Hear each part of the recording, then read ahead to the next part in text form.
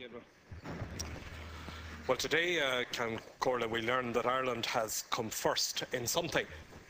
We come first in the league table for having the worst bank in the world.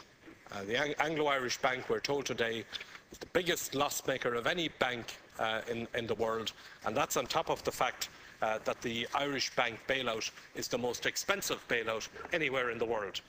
And yet, the bill dealing, the central bank bill dealing with regulatory matters, governing banks, the government are proposing to guillotine the debate on that at 1 o'clock today. There are 56 amendments down for discussion on the central bank bill. By the time the debate adjourned last night, the House had reached the fourth of those amendments. There is no possibility that those 56 amendments will be dealt with at all, and certainly not dealt with adequately by 1 o'clock today. And on the day that we discover that we've the worst bank in the world, we have a proposal here from the government that the bill dealing with the regulation of banks is going to be guillotined at 1 o'clock without the amendments being dealt with. I just want to respond briefly. The order of business, yeah, you know, well, I'm going to oppose this particular item, Count Corla, because, you know, the problem here is, and I want to thank the Taoiseach for apologising to the House for what has happened here on behalf of the government. And I acknowledge what she has said, that there was a 12-hour debate at second stage on the bill.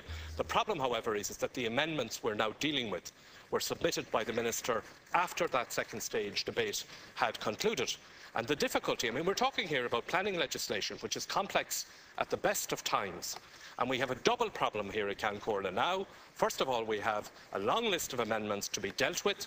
The debate is being guillotined, so that debate, the amendments won't be reached and won't be dealt with. But on top of that,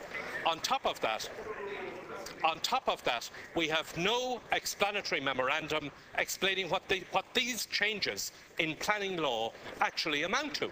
We're changing planning law here. We're not being given the time to debate it, and we're not being given the courtesy of an explanatory memorandum to be circulated to members, so that as individual members of the House, and whatever side of the House we're on, that we actually know what the changes in the planning law are actually going to be made. And there's 100 pages of it.